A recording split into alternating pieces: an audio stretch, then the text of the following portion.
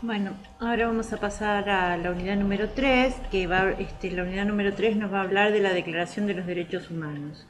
Y la Declaración de los Derechos Humanos, digamos que en la historia, arranca con la Declaración de los Derechos del Hombre y del Ciudadano, digamos que esa es una de las más importantes, que fue fruto de la Revolución Francesa de 1789. ¿Cuál fue el contexto? Todas las revoluciones burguesas, o sea, la revolución de Estados Unidos, la revolución francesa y la revolución industrial. Bueno, la revolución francesa fue una búsqueda del Estado liberal a través de lo que es la burguesía, ¿no? ¿Y por qué? Porque la burguesía necesitaba un nuevo modelo económico porque se estaba expandiendo. Bueno, entonces el Estado liberal, que es el que surge con la Revolución Francesa, su contexto fue que se instaura en Europa un nuevo modelo de Estado, que es el Estado liberal, que desplaza al Estado absolutista, ¿no? Bueno, ¿por qué? Porque la burguesía necesitaba un nuevo modelo político y económico que estuviera de acuerdo, o sea, que fuera acorde a sus necesidades. Bueno, después una pregunta más bien filosófica, ¿no? ¿A quién se lo toma como hombre y como ciudadano? Bueno, las palabras son exactas, son hombres, porque son hombres, varones, masculinos, no mujeres. Las mujeres no votan, a pesar de haber tenido una alta participación en la Revolución Francesa, ellas no votan, por eso piden aparte la Declaración de los Derechos de la Mujer y la Ciudadana. ¿Y a quién se refiere con ciudadano? Bueno, es un criterio geopolítico porque son límites geopolíticos, se refiere a una comunidad, a la comunidad que habita en un territorio, y ese territorio es el territorio francés, y esta comunidad que tiene derechos y tiene deberes dentro de esa comunidad. Y se refiere nada más que a los hombres porque son los únicos que votan, y el voto censitario además se refiere, el ciudadano es el hombre francés ilustrado. Entonces tiene una característica, esta revolución, una característica patriarcal y patriarcal y geopolíticamente limitada, ¿no? A Francia. Bueno, esa era la figura de los ciudadanos. Entonces, bueno, después hace todo un planteo, el autor, después va a venir Gruner, que va a hacer un planteo, va a decir de que Francia, bueno, tiene tres principios que están en su bandera tricolor, que es la libertad, la igualdad y la fraternidad. Pero ¿qué pasa? Justamente por la igualdad es la abolición de la esclavitud. Pero se presenta una paradoja, porque bueno, libertad para los hombres franceses, pero no para los esclavos que están del otro lado del océano, que no son operativos a nuestras necesidades, y sin los esclavos no se podría subsistir. Entonces es una paradoja que además se contradicen y se meten los principios en los bolsillos, porque por un lado piden la libertad de todos los hombres y por otro lado facilitan, ¿no?, lo que es la esclavitud porque tienen que seguir manteniendo su sistema económico, ¿no?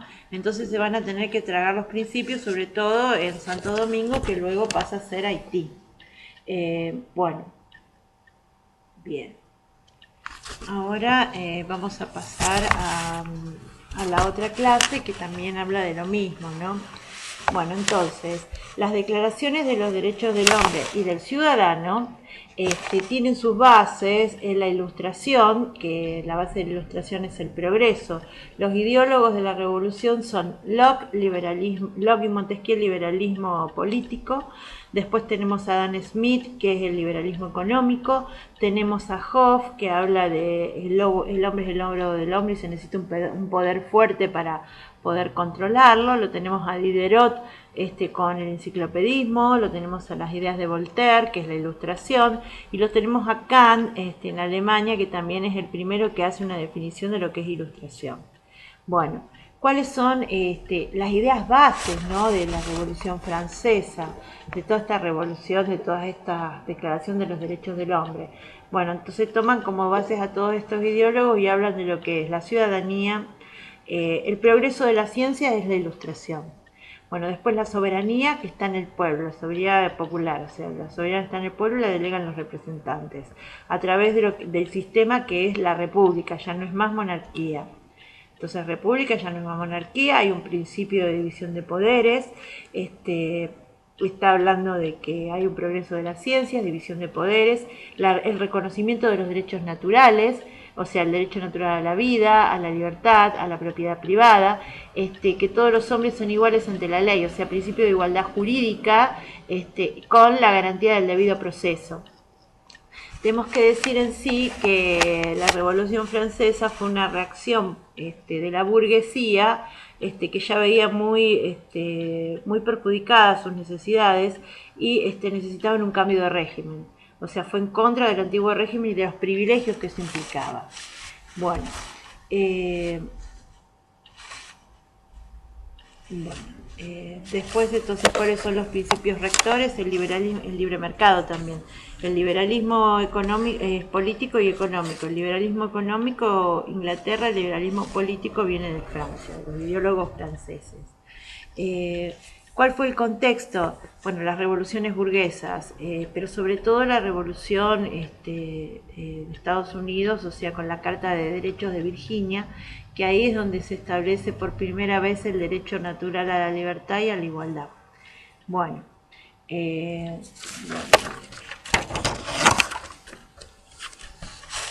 bueno, entonces acá dice que se basan en la ilustración con la idea de la libertad. Bueno, esta idea de la libertad busca, justamente habla de libertad porque busca salir de lo que es la opresión de la monarquía, ¿no? Y buscan la libertad de comercio, la libertad de mercado, libre comercio, libre mercado, libre competencia. Y buscan también la igualdad jurídica. La igualdad jurídica es el debido proceso y también, o sea, los derechos naturales que son de libertad, de propiedad y de la vida, ¿no? Entonces, también hay que decir una cosa, ¿cuál fue el contexto? O sea, estamos repitiendo. El contexto fue de la Revolución Francesa, el contexto de la Declaración de Derechos del Hombre y del Ciudadano fue la Revolución Francesa, pero tomaron casi todas las ideas de la Revolución de Estados Unidos que fue anterior, 1776, la primera revolución. Y ¿qué pasa?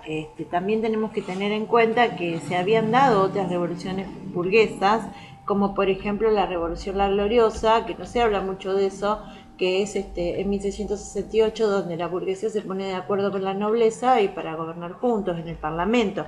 Y ahí es donde se establece el parlamentarismo monárquico, ¿no? Y bueno, después, idea de hombre y de ciudadano, ya lo habíamos dicho, que es el hombre, porque es una revolución burguesa y patriarcal. Y el ciudadano es el que vive en Francia y tiene derechos y obligaciones de acuerdo a la comunidad en la que vive. Bueno, después,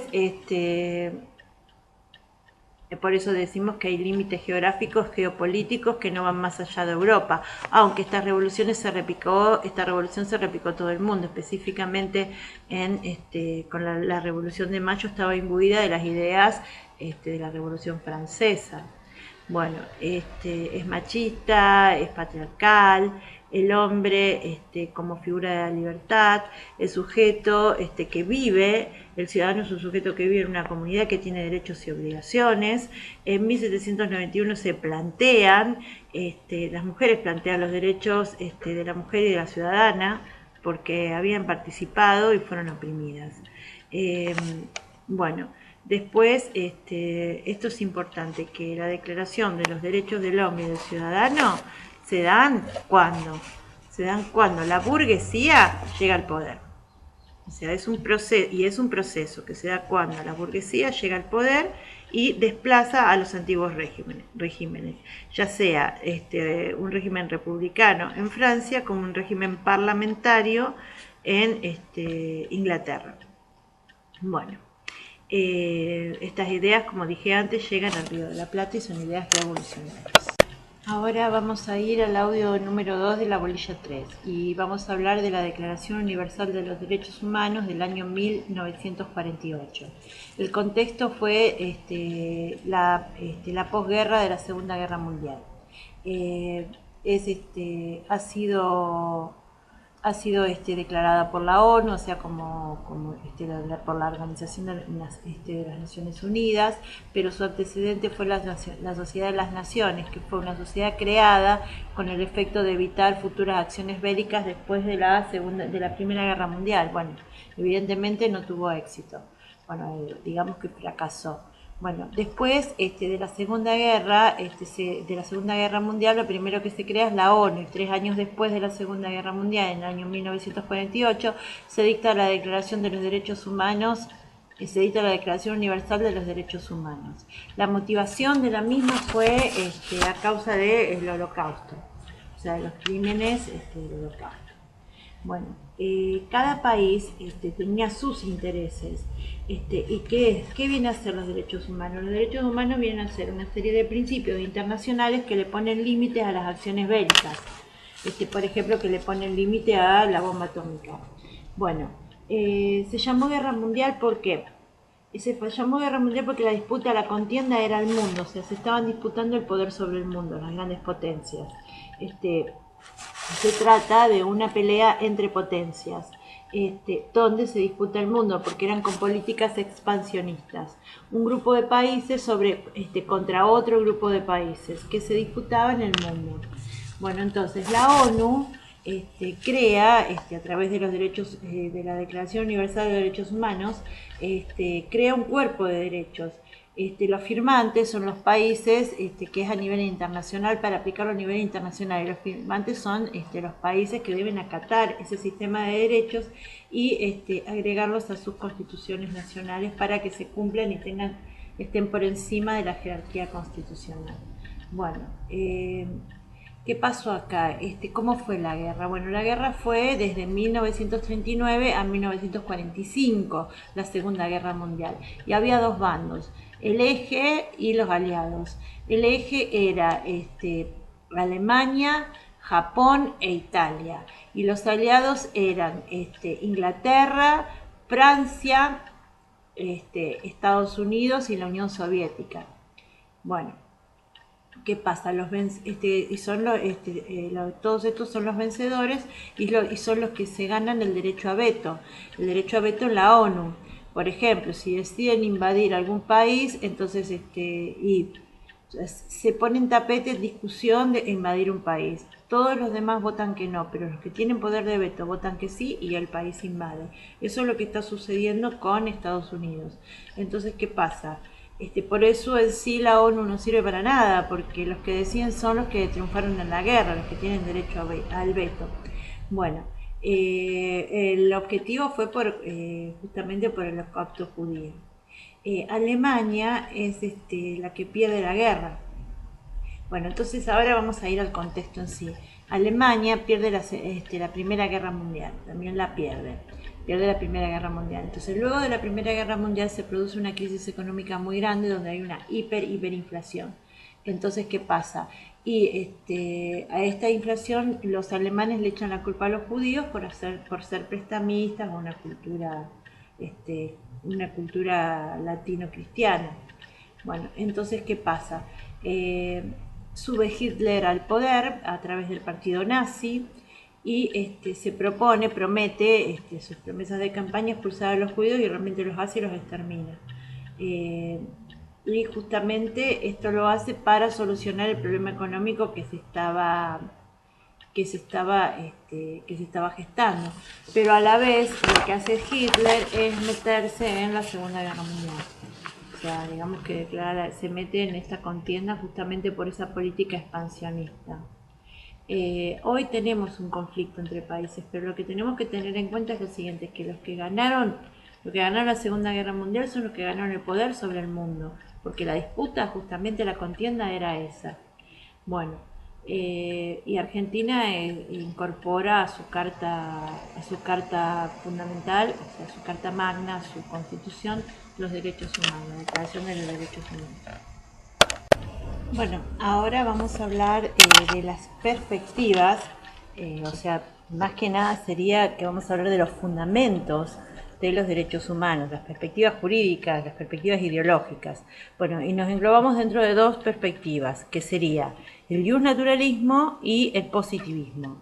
Bueno, dice que el justnaturalismo, bueno, dice que la naturaleza es el fundamento de los derechos. El fundamento de los derechos está en la naturaleza. Ese es el fundamento de los derechos. Entonces, todos los hombres son libres por naturaleza. Bueno, y vamos a encontrar dónde se encuentran los fundamentos de esa libertad. La podemos encontrar en Dios, lo podemos encontrar en la naturaleza, ese es el naturalismo, lo podemos encontrar en la razón, ese es el racionalismo, o lo podemos encontrar en el orden natural. Todos somos libres porque Dios así lo establece. Ese es el principio supremo del justnaturalismo, ¿no? Bueno, entonces, vendría a ser que el justnaturalismo viene a ser la capacidad que tiene el hombre, que viene dentro de nosotros mismos. Es decir, dentro de nuestra estructura racional existen normas que son naturales. Y las conocemos porque son parte de nosotros mismos, o sea, dentro de nuestro orden natural, dentro de nuestra alma, existen normas que son naturales y que nosotros las conocemos porque hacen parte de nuestra esencia, hacen parte de nosotros mismos. Y como las conocemos, tenemos la obligación de seguirlas, porque el que no sigue esas normas de derecho natural, entonces, ¿qué pasa? No está respondiendo al orden natural. Por ejemplo, el principio natural dice que todos los hombres somos libres. Entonces, la esclavitud vendría a ser una desviación del orden natural. Cicerón decía que hay un orden cósmico, vendría a ser ese orden natural. Si el hombre dicta una ley, la misma se tiene que acercar lo máximo posible a lo que dicen los dioses, a lo que los dioses han establecido para los hombres. Es decir, la ley del hombre se tiene que acercar lo más posible al al derecho natural, al orden natural. Bueno, ahora, porque estas son las perspectivas, son los fundamentos de los derechos humanos.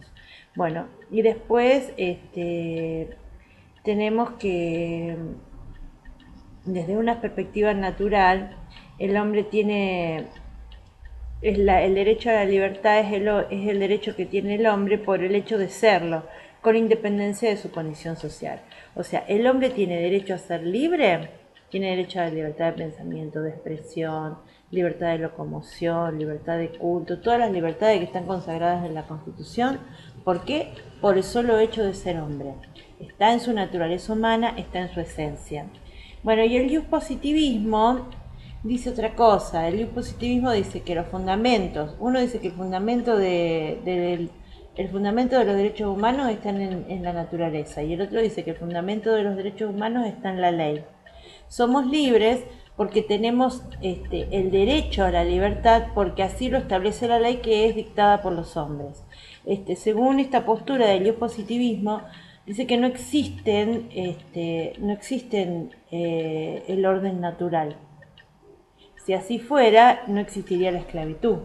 Entonces, la ley, que es ese fundamento de los derechos humanos, está creada por los hombres.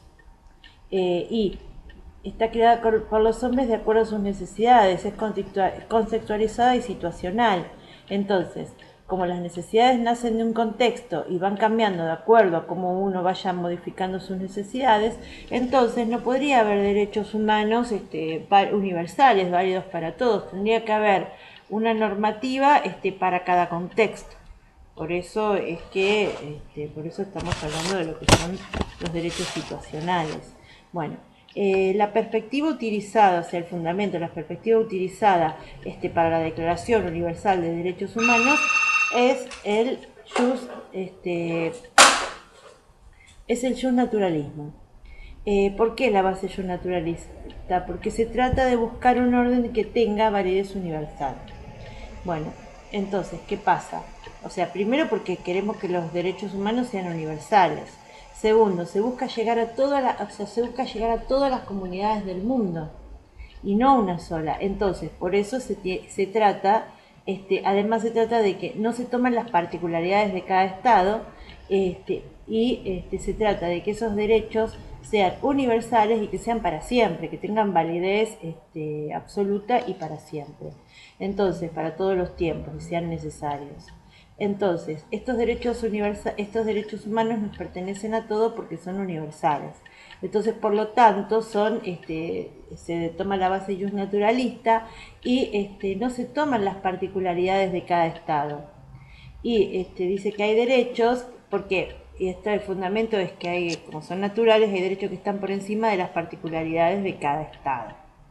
Bien, entonces, que van a regir para siempre, por encima de las clases sociales, de las etnias y los gobiernos, porque los derechos humanos pertenecen a todas las poblaciones y se aplican a todas las naciones. ¿Por qué? Porque son derechos que les pertenecen al hombre por su naturaleza, por el solo hecho de ser hombre. Bueno, ahora vamos a ir a la clasificación de los derechos humanos. Bueno, y tenemos derechos civiles, derechos políticos, derechos económicos, derechos sociales, derechos culturales. Bueno, entonces, ¿cuáles son? Entonces, esos son, bueno, más que nada la clasificación. Y después vamos a clasificarlos según la generación. Y las generaciones son de acuerdo al orden cronológico. Tenemos a los derechos de primera generación, que son los derechos civiles y los derechos políticos. Bueno, ¿qué son los derechos civiles?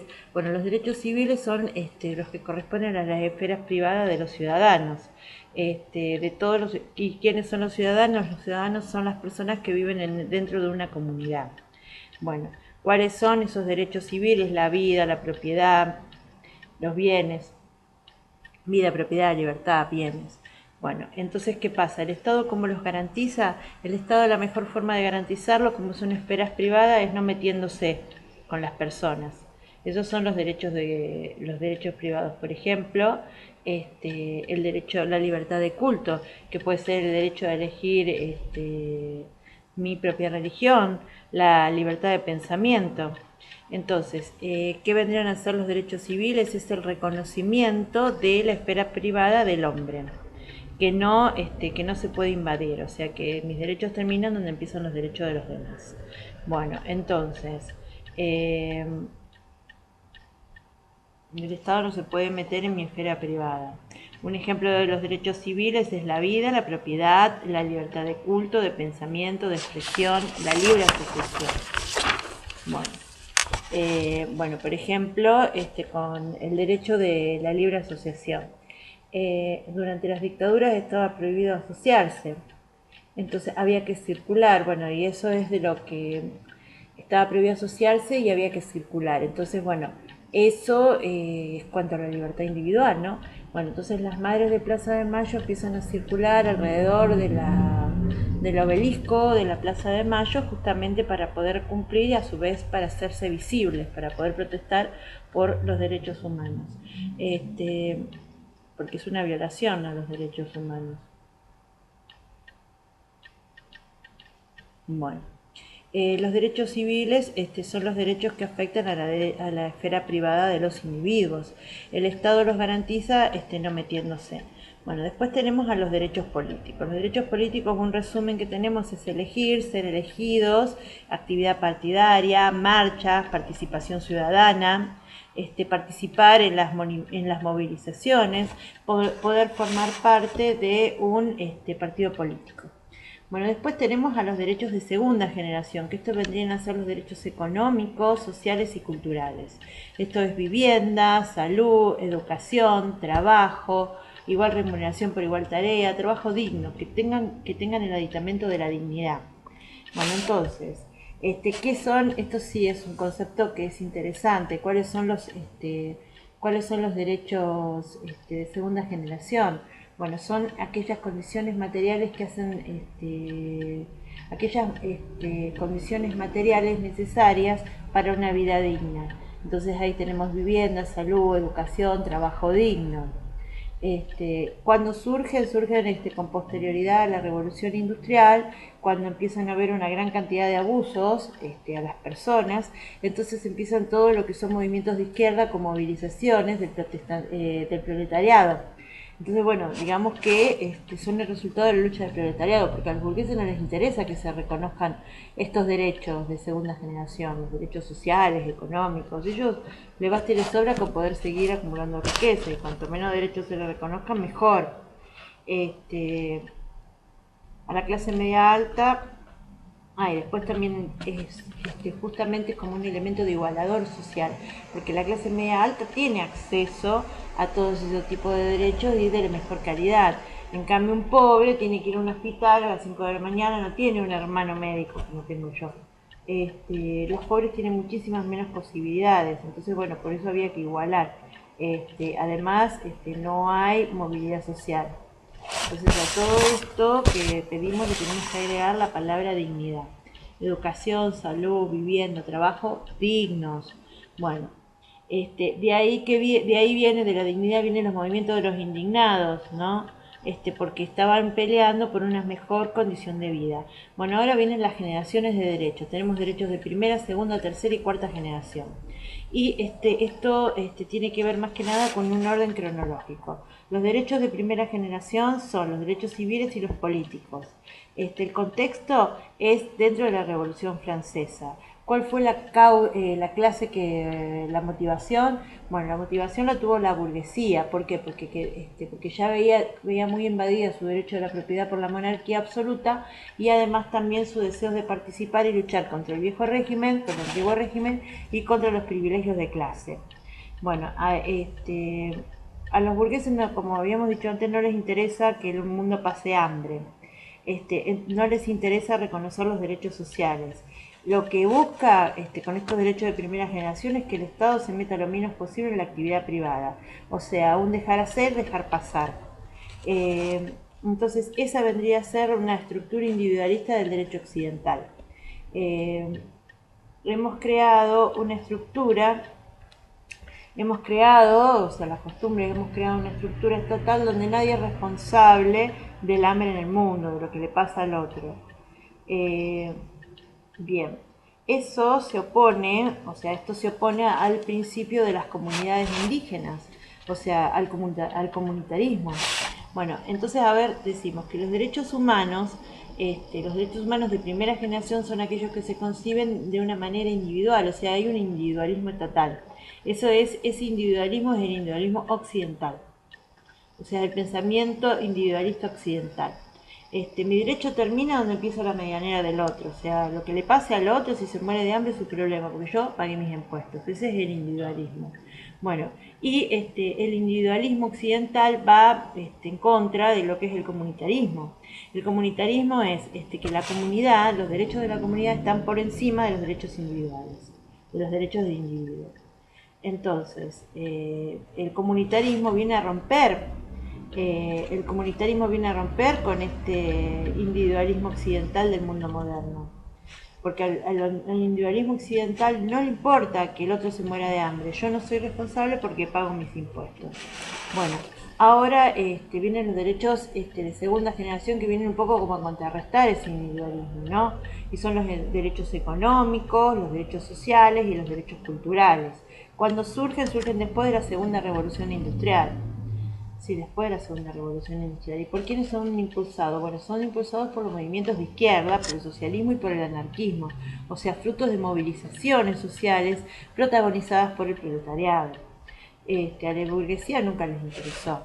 Bueno, entonces, los derechos, para hacer un resumen, los derechos de primera generación son los que comportan el individualismo occidental, que son los derechos políticos y los derechos civiles. Los derechos políticos es el principio de que todos, de igualdad jurídica, el principio de igualdad jurídica, que todos somos iguales ante la ley.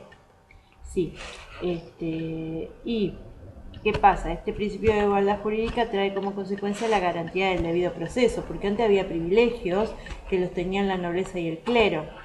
Y antes todo dependía de la clase donde se pertenecía, porque nadie era igual ante la ley, todos pertenecían a un estamento social, ¿no? Bueno, por eso son el resultado, los derechos sociales son el resultado de las luchas. Por ejemplo, las mujeres en las textiles, Después tenemos los derechos de tercera generación. Bueno, los derechos de tercera generación surgen como consecuencia de la Segunda Guerra Mundial, o sea, cuando se tiraron tantas bombas, cuando se tiraron las bombas nucleares. Bueno, entonces, ¿qué pasa? Empiezan a preocuparse por el medio ambiente. Tenemos derechos a un medio ambiente sano, tenemos derecho al desarrollo. Los pueblos tienen derecho a desarrollarse, o sea, son derechos transversales, ¿no? También tenemos derecho a la paz. Y tenemos, es una idea como que estamos cuidando las condiciones en las que el hombre vive. Bueno, y después también el contexto, como habíamos dicho, es la Segunda Guerra Mundial, las hambrunas que se generaron, también las bombas nucleares, el belicismo y también la destrucción masiva del medio ambiente, donde empiezan a gravitar lo que son los movimientos ecologistas. Bueno, después tenemos los derechos de cuarta generación. Este derecho de cuarta generación es más difícil. Es un derecho de pertenencia geográfica y es un derecho a cuidar las condiciones geográficas de donde se vive. Y el derecho de pertenencia. Entonces, el derecho de pertenencia geográfica, que es la comunidad internacional tiene que hacerse cargo de que se mantengan las condiciones de la comunidad donde se vive. Eso se tiene que hacer cargo, que se mantengan las condiciones. Y el derecho a la protección es, por ejemplo, los refugiados de guerra, de refugiarlos en su país.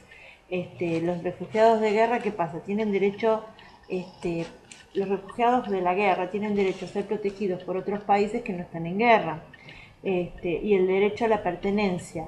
El derecho a la pertenencia quiere decir que cada ciudadano de un estado tiene derecho a que se preserven los derechos, que se preserve el ambiente donde están viviendo, las condiciones de vida, o sea, las condiciones materiales de vida. Tiene derecho a que se preserven las condiciones materiales de vida del lugar donde viven. Bueno, ahora vamos a los derechos, también tenemos las características de los derechos humanos. Bueno, las características de los derechos humanos, que son universales, son inalienables, son imprescriptibles, son innatos, inalienables, imprescriptibles e indivisibles. Entonces, innatos, inalienables, imprescriptibles e indivisibles. Después tenemos los de prestación negativa y los de prestación positiva. Los derechos de prestación negativa son cuando el Estado no tiene que hacer nada, que son los derechos civiles y los derechos políticos. Y los derechos de prestación positiva son cuando tiene que hacer algo, que son los derechos sociales, los derechos económicos y los derechos culturales. Por ejemplo, el derecho al trabajo digno, el derecho a la vivienda digna, el derecho a la educación digno, el derecho a la salud digno. Tienen que hacer algo. Bueno, después decimos que los derechos humanos son universales, o sea, ahora lo que hemos dicho universales, que son válidos para todos los seres humanos en todos los tiempos, más allá de su etnia, de su clase, de su lugar de residencia, a todos les alcanza. Después son innatos, están antes, son desde que nacemos hasta que nos morimos. Son imprescriptibles, o sea, no se agotan. Siempre van a continuar mientras dure nuestra vida. Son irrenunciables, o sea, nadie los puede renunciar, ni tampoco podemos aplicar para estos derechos humanos las reglas de la mayoría para dejarlos de lado. Son inalienables. Inalienable quiere decir que hacen nuestra esencia como seres humanos, porque son derechos naturales. Entonces están adentro nuestros, hacen a nuestra naturaleza, pertenecen a nuestra naturaleza, lo tenemos dentro nuestro, sabemos que están y sabemos que lo tenemos que cumplir. Porque están, nos hacen como seres humanos. Por ejemplo, el derecho a la vida, el derecho a la libertad. Esos son inalienables, pertenecen a los hombres simplemente por ser personas. Después, ninguno de esos derechos, son los derechos que nos hacen humanos porque pertenecen a nuestra esencia. Son prescriptibles, imprescriptibles. Todos los tenemos desde que nacemos hasta que nos morimos. Son indivisibles. Bueno, esta es un poco la más complicada porque se considera que los derechos humanos en sí son una cadena de derechos interdependientes. Uno dependen de otro, están enlazados uno con otro. Son como un paquete y son un conjunto. Pertenece a una cadena de derechos. Si se afectan unos, gravitan sobre los otros. Y se pueden poner en peligro al resto. Por ejemplo, si no me pueden garantizar el derecho a la educación, a la salud, difícilmente se puedan ejercer como es debido a los derechos políticos a conciencia. O sea, si tengo una pésima educación, o sea, no tengo una educación digna, entonces es muy difícil que después tenga conciencia para ir a votar o conozca cuáles son mis derechos como ciudadano. Entonces, los derechos humanos son en conjunto, y ese conjunto también, porque es una cadena de derechos, es un paquete y es indivisible. Digamos que van todos como en un pack, van todos juntos. Por ejemplo, si un alumno no puede comer bien, entonces su educación no será la misma. Va a haber un déficit, va a ser más difícil que pueda pensar críticamente y votar. Si no se cumple con los derechos sociales, automáticamente se empiezan a afectar a los demás derechos. No se puede suprimir un derecho humano sin poner en peligro a todos los demás. Los derechos humanos se complementan y son interdependientes. Entonces, no se puede suprimir un derecho humano sin afectar al mismo tiempo a todos los demás, porque los derechos humanos están interconectados. Bueno, ahora vamos a ir dentro de la misma bolilla 3 al texto de Gruner, que es el que responde a principios y contradicciones de la Revolución Francesa y la Revolución Haitiana. Tenemos, o sea, todo esto es también justamente con las distintas visiones, o sea, desarrollamos el artículo de él y después vamos a desarrollar lo que es la contradicción con la Revolución Haitiana. Bueno, Gruner empieza su artículo hablando de lo que es la visión eurocéntrica y dice que la visión eurocéntrica es aquella que pone a Europa por encima de las demás culturas. Lo que destaca Gruner de la visión esta de la modernidad es que el lado positivo del eurocentrismo, de la visión eurocéntrica de la modernidad, es el desarrollo de los derechos humanos. Bueno, según Europa, la modernidad ha sido buena, porque ellos vinieron a ayudarnos. Si hay algo malo es por falta de modernidad. El eje de la visión eurocéntrica es el eje de la visión eurocéntrica vendría a ser el progreso y la temporalidad. Bueno, ¿por qué? Porque establece de que el progreso se trata de una línea ascendente, que va transitando hacia la historia, es una línea ascendente que va transitando por etapas. Europa se pone por encima porque ha progresado, porque dio un salto cualitativo. A este salto cualitativo para Europa, igual que el milagro griego, es un milagro de la historia. Por eso a eso se lo llama excepcionalidad histórica. Y por otro lado, ¿qué pasa? Se niega todo lo que sea el pensamiento eurocéntrico, justamente por la justificación de la dominación. Bien, la periferia no es moderna, no es tan moderna o no es moderna como el centro. ¿Por qué? Porque se han quedado en etapas anteriores, de esas etapas ascendentes que veníamos hablando. Entonces, a eso se lo denomina modernidad tardía o modernidad inconclusa. ¿Qué pasa?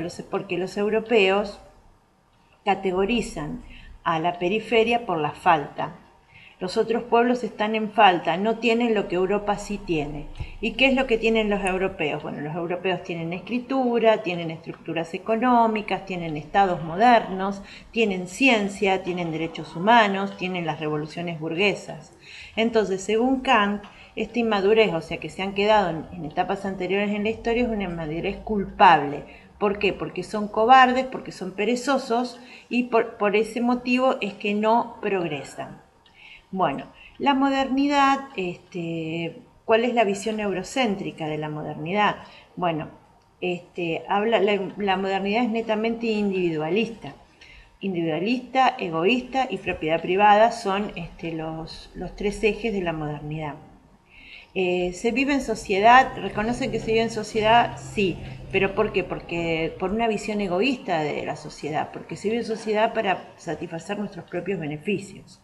Y dice que, según esta visión, la sociedad es un conjunto de individuos que están nucleados por intereses que son particulares. Entonces, la sociedad es un conjunto de individuos nucleados por intereses particulares. Bien, ahora vamos a pasar a lo que es la visión crítica. Bueno, la visión crítica habla de que, porque lo que escribe Gruner es la otra modernidad, la cara oscura de la modernidad. Entonces, ¿qué decimos? El siglo XVIII fue considerado el siglo de las luces, pero el siglo de las luces tiene su lado oscuro, su cara oscura. ¿Y cuál es su cara oscura? Que la cara oscura es la esclavitud de África y la expoliación de los recursos de Asia y de América.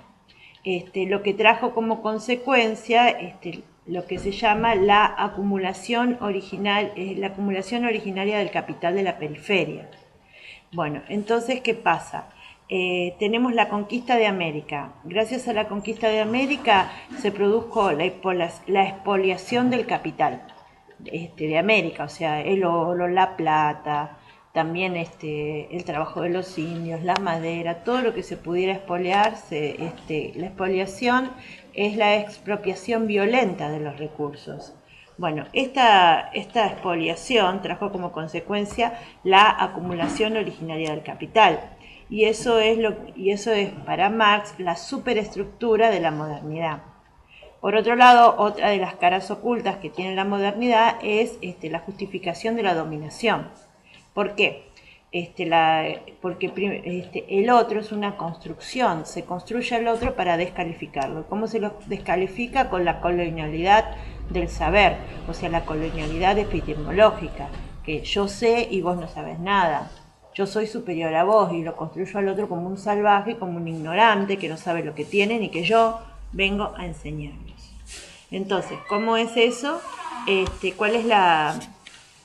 Después decimos que el dominio, la inculturación y la acumulación originaria son los ejes de la filosofía latinoamericana de la modernidad. Bueno, después, otra de las cuestiones también que critica la filosofía latinoamericana de la modernidad, que dice que el modelo europeo de desarrollo para el tercer mundo es una falacia. ¿Por qué? Porque ¿cómo vamos a copiar un modelo donde hubo robo, donde hubo expoliación, donde hubo explotación del hombre por el hombre? Y además tendríamos que tener colonias para poder, tendría que haber colonias de colonias, y eso nunca existió en América. Bueno, entonces, ¿qué se aconseja? Aconsejan una sociedad diferente a la sociedad individualista de la visión eurocéntrica. Entonces habla de que la comunidad está primero en esta visión periférica de América Latina, donde la comunidad está primero que el individuo. O sea, si está bien la comunidad, van a estar bien los individuos que la componen.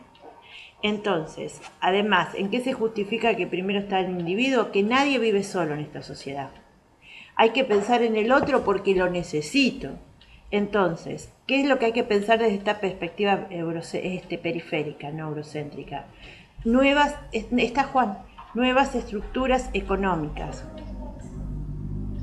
Estructuras económicas alternativas, precapitalistas. Entonces, se piensan estructuras económicas alternativas precapitalistas, como ocurre, por ejemplo, en Bolivia, que es una sociedad plurinacional, un Estado plurinacional. Entonces, por ejemplo, usamos las estructuras precapitalistas que son los ayllus, que son propiedades comunitarias a cargo de las familias, donde la comunidad está primero que el individuo. Muy bien. Bueno, y ahora vamos a ir al punto específico del programa, que es la Declaración Universal de los Derechos Humanos. Vamos a ir a la Declaración de los Derechos Humanos del Hombre y del Ciudadano, principios y contradicciones. Ahora vamos a ir a las contradicciones, que es entre la Revolución Francesa y la Revolución Haitiana. Bueno, las contradicciones entre la Revolución Francesa y entre la Revolución Haitiana.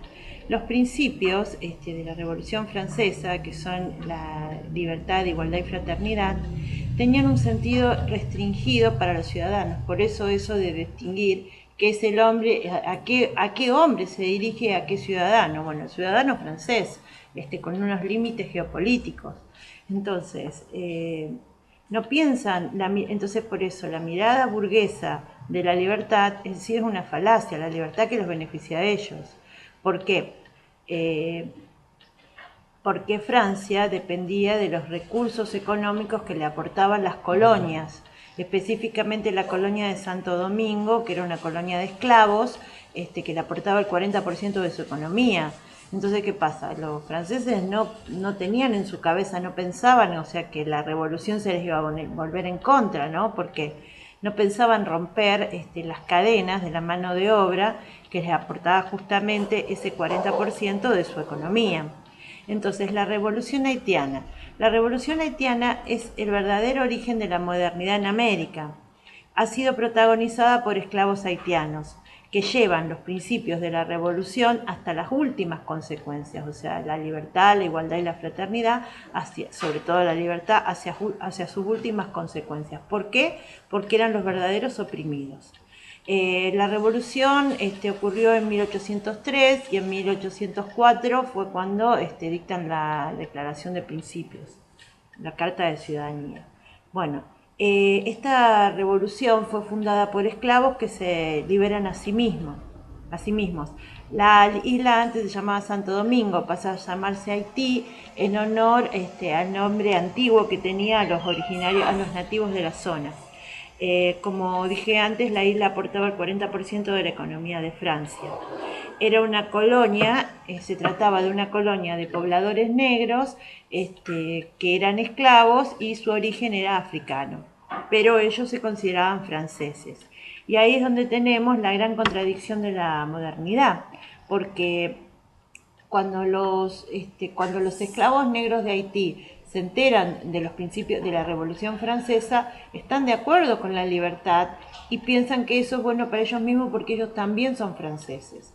Entonces, Napoleón tiene que enviar tropas a Haití para poder aplacar, porque bueno, no estaban, los franceses no querían para nada que se liberaran estos esclavos porque aportaban el 40% de su economía. Bueno, entonces las tropas se enfrentan, las tropas de esclavos frente a las tropas de Napoleón cantando la Marsellesa, que están hablando de libertad. Entonces, bueno, eso es lo que se considera la gran contradicción de la modernidad. Bueno, como dije antes, la revolución haitiana fue el verdadero origen de la modernidad en América. Entonces, los esclavos haitianos que llevan los principios de la libertad, los principios de la Revolución Francesa hacia su última consecuencia, porque son los verdaderos oprimidos. De esto surge una parte del pensamiento latinoamericano, que el pensamiento latinoamericano, bueno, su base está en pensar periféricamente, con alternativas en la opresión, o sea, pensar en los oprimidos de la periferia. Entonces, de ahí surge lo que se llama la teoría del desprendimiento. ¿Qué significa? Bueno, significa pensar periféricamente con base en la opresión. Y en lugar de tomar los principios de la Revolución Francesa puros, se toman los principios de la esta teoría del desprendimiento significa tomar lo que se desprende de la modernidad. Entonces, tomar lo que se desprende de la modernidad desde el punto de vista de los oprimidos, ¿sí? O sea, desde el punto de vista de los oprimidos. Por eso, cuando hablamos de libertad, igualdad y fraternidad latinoamericanas, nos estamos refiriendo a la Revolución haitiana como un desprendimiento de la Revolución Francesa. Entonces, si queremos hacer un reconto, la verdadera modernidad en América llegó con la Revolución haitiana. Es una revolución que fue protagonizada por oprimidos desde la periferia. Y los que llevaron, entonces, y que fue un desprendimiento, que se trata de un desprendimiento de la Revolución Francesa.